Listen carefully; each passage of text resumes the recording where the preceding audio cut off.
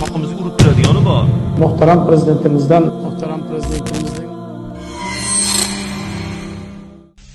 Alloh taolo aytadi: "Zolim kofirlarga moyil bo'lmanglar. Aks holda sizlarga do'zax o'ti yetar. Sizlar uchun Allohdan o'zga biron do'st yo'qdir. Keyin sizlarga yordam berilmas." Payg'ambarimiz sollallohu alayhi va sallam zolim hokimlar huzuriga kirib, ularning yolg'onini tasdiqlovchi va zulmlariga yordam beruvchilardan voz kechib, "Ular mendan emas, men ham ulardan emasman. Ular mening jannatdagi hovuzim yoniga kelmaydi", dedilar.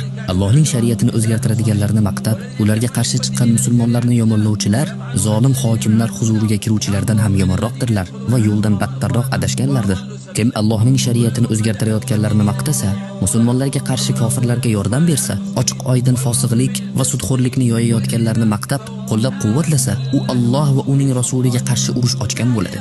Allohning shariatini o'zgartirishi bilan nom qozongan, mansab va rahbarlik lavozimini egallab, musulmonlarga qarshi kofirlarga xizmat qilayotganlarni tabriklash, ularni matbuotda, minbarlarda maqtash dahshatli jinoyat, katta baxtsizlik, og'ir gunoh, dinga xiyonat, musulmonlarni aldash va butun ummatni yo'ldan ozdirishdir.